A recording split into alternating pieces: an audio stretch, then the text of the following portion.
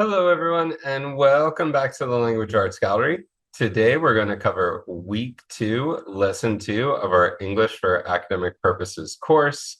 And today, we're going to talk about rich description. We're going to talk about synonyms. We're going to talk about collocations, and we're going to talk about descriptive writing. We'll also do a brief review of transitions. So, please remember to subscribe to my channel if you like these videos. And let's get started with our lesson. Okay, so let's take a look at the second lesson of our second week of English for Academic Purposes. So before we begin, I want to start with a warm-up. I'm going to describe something. I want you to see if you can guess what I'm thinking of. The color is such a deep, dark brown that it almost appears jet black. As I enter the room, it teases me with a nutty, smoky, herbal aroma.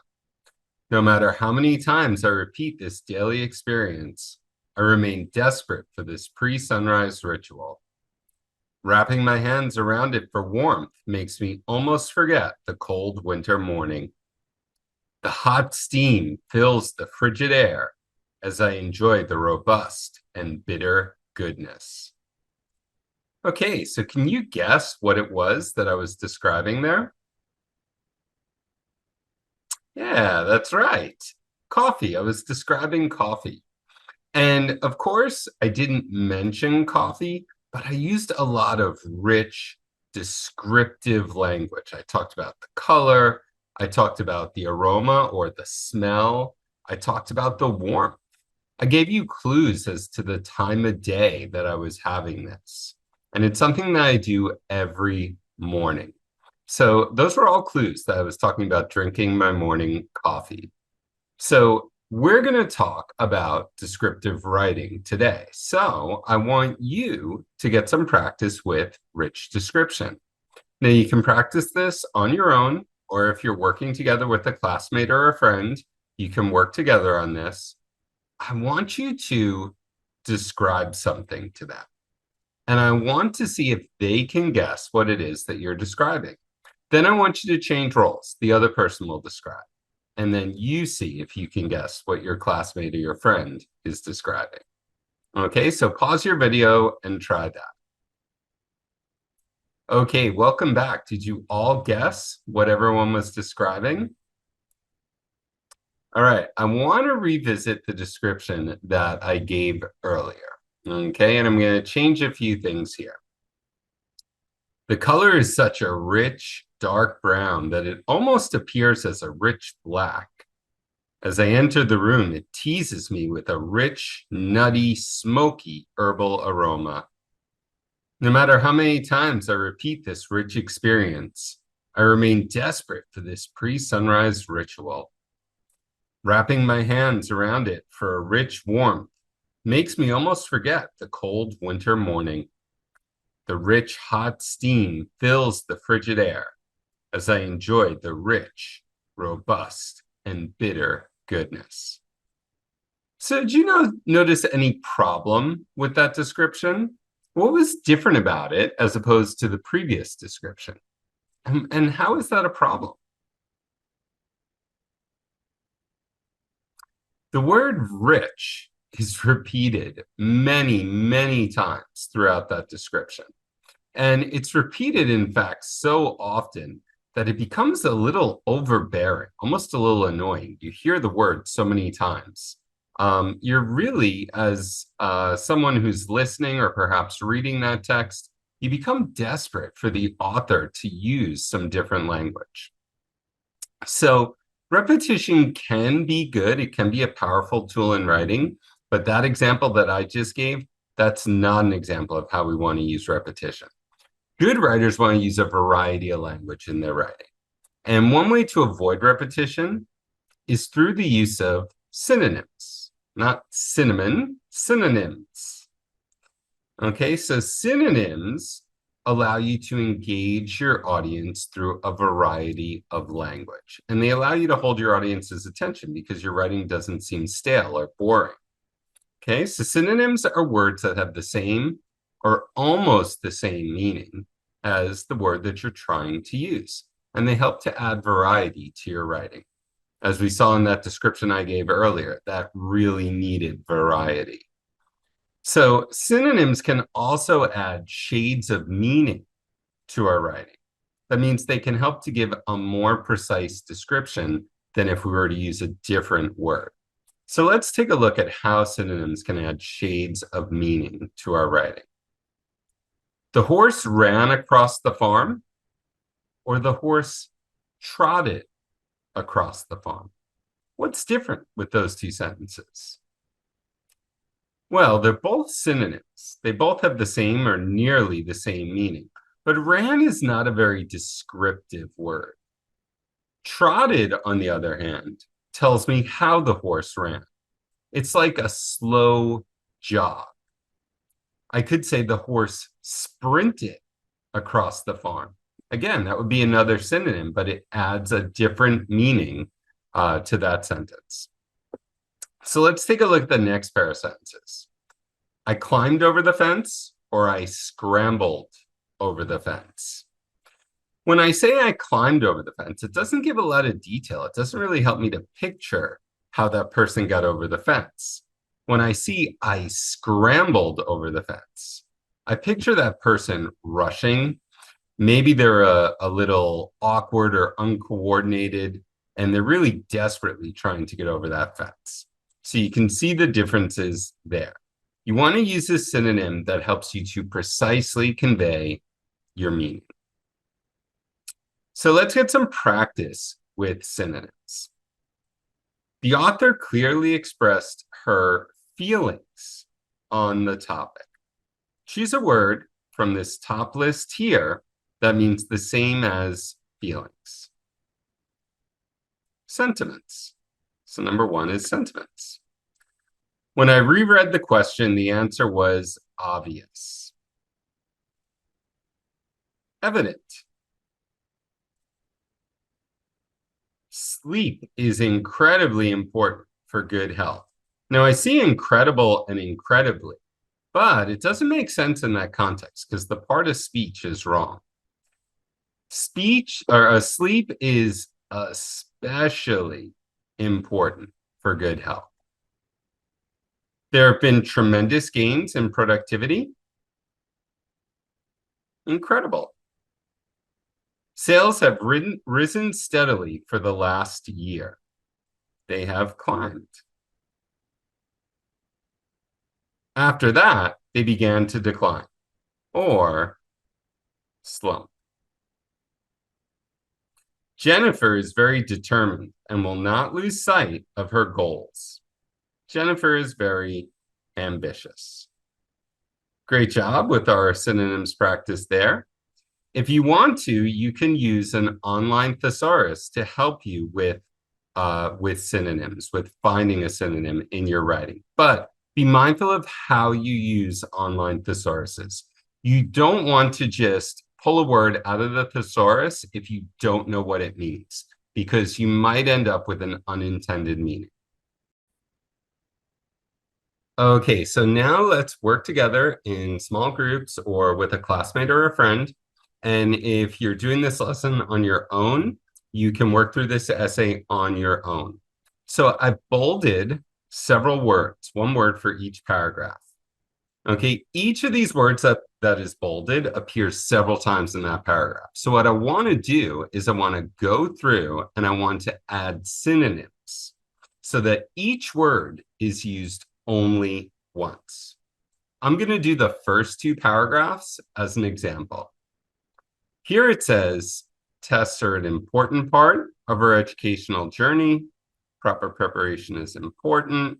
And it's important that you follow these steps. So I've used important 3 times, and I only want to use it once. So I'm going to replace 2 of those importance with a synonym. Let's start with tests are a critical part of our educational journey. To excel in them, proper preparation is essential. Good students plan, study, review, practice, and manage time and stress. It's important that you follow these steps in order to be successful. So I can have one example of important there, that's fine, and I change the other two with synonyms. Let's go ahead and let's look at our second paragraph here. Okay, and I've got 5 examples of the word plan. Before diving into your study materials, it is important to set up your study schedule. Begin by establishing the time available leading up to the test.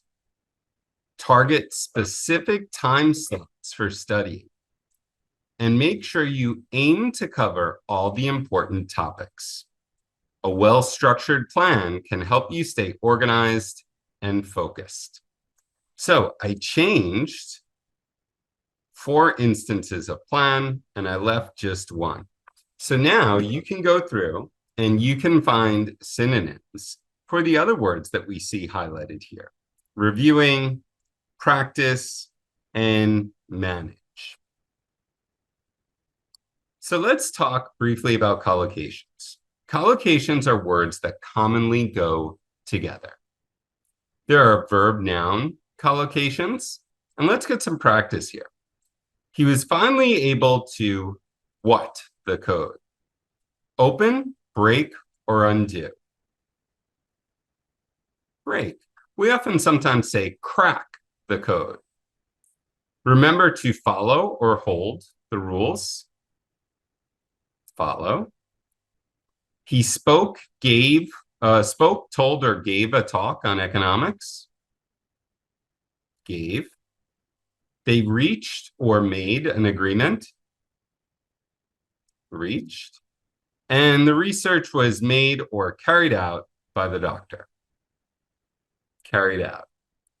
Okay, so let's go to our next set of questions here. We've got adjective noun collocations. The test showed inconclusive results. For smokers, there is an increased risk of cancer. In some countries, the color red has a strong association with love. That is an unrelated issue. And there was a dramatic change in the weather. Strong would work there, but I think dramatic is best. Okay, now let's look at preposition or collocations with prepositions. I am not concerned about him. Her ideas are related to his field of study. He is responsible for his own actions. That is based on the law of supply and demand. Smoking has an effect on people's health. He has made a distinction between friends and colleagues. All right, so let's go ahead and let's jump into our essay writing portion of this lesson. And we're going to talk about descriptive writing. So I want to know, what do you think a descriptive essay is? Well, a descriptive essay is simply an essay that describes, but it should provide a very vivid description of a topic. Remember that description I gave of my coffee at the beginning of the lesson. So it should help someone with absolutely no knowledge of the subject to understand what it is you're talking about. So what sort of topics do you think people write descriptive essays on? Well, almost anything. They can write it on different processes, different experiences that they've had, historical events. They can talk about a work of art or a building or something like a landscape. They can talk about a geographical location, a trip that they've taken. So these essays tend to be more informative than persuasive. So what do you think? Does that mean we don't have a thesis statement in these descriptive essays? No, absolutely not. All academic writing should have a thesis statement. Okay, so because academic writing is focused, we have to tell our audience what we're arguing. And we're arguing that our steps in the process are important. So suppose I'm describing how to prepare pancakes. My essay might have 3 body paragraphs that focus on finding the ingredients, mixing the batter, and cooking the pancakes. Okay, so my thesis is going to be, in order to prepare perfect pancakes, it's important to follow the steps below. So my intro is going to follow the same structure that an opinion essay would. I'm going to hook my reader with that first sentence. I'm going to introduce my topic. I'm going to have a thesis map, which is outlining the steps in the process. And then I'm going to have my thesis statement. So what do you think the topic sentence for each of these body paragraphs would be? First, it's important to find the right ingredients. Then you need to mix the batter properly. Finally, you're going to cook the pancakes. And I'm going to have sub-steps underneath each of these big steps. Those are my details, my key details. We can use cluster diagrams to help us organize ideas, because remember, we want to explain this to someone as if they have no idea what we're talking about. So we want to make sure that we've got them really engaged and we're painting a really clear picture for them. Okay, so let's read through the first paragraph here. Hot, fresh, and delicious blueberry pancakes are like nothing else in this world. Many people believe they have to go to a restaurant to enjoy this delicious treat. However, blueberry pancakes are easy to make at home. Choosing the right ingredients, preparing the batter properly, and cooking them to perfection all help make the perfect pancake. In order to make great blueberry pancakes, it's important to follow the steps below. So the topic of my essay is making blueberry pancakes, right? Or preparing blueberry pancakes. So I'm going to start like that for my cluster diagram. What 3 steps do I have? Well, I've got choosing the right ingredients, then I've got preparing the batter, and then I've got to cook the pancakes, right? That's my final step. Okay, so those are each going to be their own separate cluster. So what we aim to do when we describe is we want to give the reader a thorough account of our experience. And the first example that I gave you guys is not a very thorough account, right? But using a cluster diagram, I can make it better. Okay, so let's take a look at this first paragraph. You need to choose the right ingredients. You'll need milk, eggs, butter, flour, and vanilla. And of course, don't forget blueberries. But the problem is, that's not very descriptive. So I want to add more detail here. I start with milk. Well, I want to know more about milk. What kind, how much? I need fresh milk. I need 1 cup, and it should be full cream. What about blueberries? I need 1 cup of blueberries. What about the eggs? I need 2, and they should be medium-sized. The vanilla? It should be vanilla extract, and I need 1 teaspoon. The butter should be half a stick, and it should be salted butter. And finally, the flour should be 2 cups. It should be white flour, and it should be sifted. So you can see, using this diagram, I've added lots of rich descriptive detail. You can do that for each of the steps. And just a note, I did this on a computer, but you can do it by hand. It's so much easier.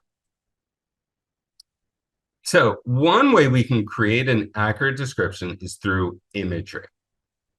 Imagery involves using language that appeals to our 5 senses. Okay, and our 5 senses are touch, sight, hearing, taste, and smell. We want our reader to be able to picture in their mind what's happening. We want them to imagine what's going on. What do they hear during this process? What do they smell? What do they feel? What's going on? Okay, another way that we can create this sensory image is through strong verbs and descriptive adjectives. Let's take a look at a description here of a beautiful setting. It says, the rustling leaves and the soft sunlight filtering through the bamboo created a sense of peace and tranquility. So I've got strong verbs, rustling, filtering, created. I've got soft, peace, tranquility. Another way to do this is to use simile, metaphor, and personification. A simile is a comparison of two things that uses the words like or as. Her hands were as cold as ice. It was like a natural work of art. A metaphor is very similar to a simile, except it doesn't use like or as. It just says something is something else. Love is a rose. Life is a journey. And personification is giving human qualities to things that aren't human. For example, the cherry blossoms told stories, and the trees reached for the sky. These are things that only people can do. But in this instance, we're giving inanimate objects the ability to do the same thing that people do. So description is really important when we're describing a process. So we looked at that process of making blueberry pancakes. Let's take a look at another process. Okay, so here the author is describing how to live a healthier and more fulfilling life. So I'm going to let you pause the video and read through this process essay. Okay, so let's come back here. And one question I have after reading this is, I see that the author says, get an adequate amount of sleep. But he doesn't tell me how much is adequate. It's not descriptive enough. I need him to be precise. Tell me I need 8 hours, or I need more than 8 hours. Okay, so what details do you think should be added into this essay? Okay, so you can make your own notes here, and then you can rewrite the essay to add descriptive details. Okay, so always make sure if your reader has no idea as to what's going on in the process, they're able to understand what it is you're describing. Okay, in your introduction, you want to follow the same format. You want to hook the reader with that first sentence. You want to have a roadmap or a thesis map that lets your reader know what direction you're going in. This should include your 3 big steps. And you want to have a thesis statement. Your thesis statement is that it's important to follow these steps. Your body paragraphs should have a topic sentence. The topic sentence should tell that big step that body paragraph represents. Supporting details, we work through that with our cluster diagram. Be precise. And use transition words. When you're writing a process essay, chronological order is so important. First, next, then, 5 minutes later, after 30 seconds. Okay, so be really precise and descriptive. Finally, in your conclusion, signal the end of your writing, summarize the 3 big steps, restate your thesis, and finally, leave your reader with a strong concluding thought. Okay, let's quickly review our transitions here. Okay, I am very allergic to milk, but my sister gave me some anyway. Blank the light bulb, people read by candlelight. Before. She is not coming until 5 o'clock. Eating right is important for good health. For instance, get 5 servings of fruits per day. Tom is as big as his older brother. Okay, so I want you to work independently to tell me what type of transition is being used in each of those sentences. All right, so I want you now to work independently on your own process essay. So begin by brainstorming processes that you know well that you could explain to your audience. And then you can organize these into a graphic organizer. Okay, you're going to put your topic at the top there. Then your introduction, you're going to outline your hook, your roadmap, and your thesis. You'll have your 3 big steps with supporting details. Remember to be specific. And finally, you'll have a conclusion where you'll signpost in conclusion. Then you'll restate the thesis, summarize your big steps, and leave the reader with a concluding thought. Then, after you finish, I want you to work with a partner if you can. Change papers. Is there a clear thesis? Is there a focus on at least 3 steps? And do the details provide enough description for someone who has no understanding of the topic? For your homework, you can draft that essay. Okay. And I think you guys are off to a very, very good start with process writing, with synonyms, with collocations, and with transitions. So good job, and I'll see you in our next English for Academic Purposes course.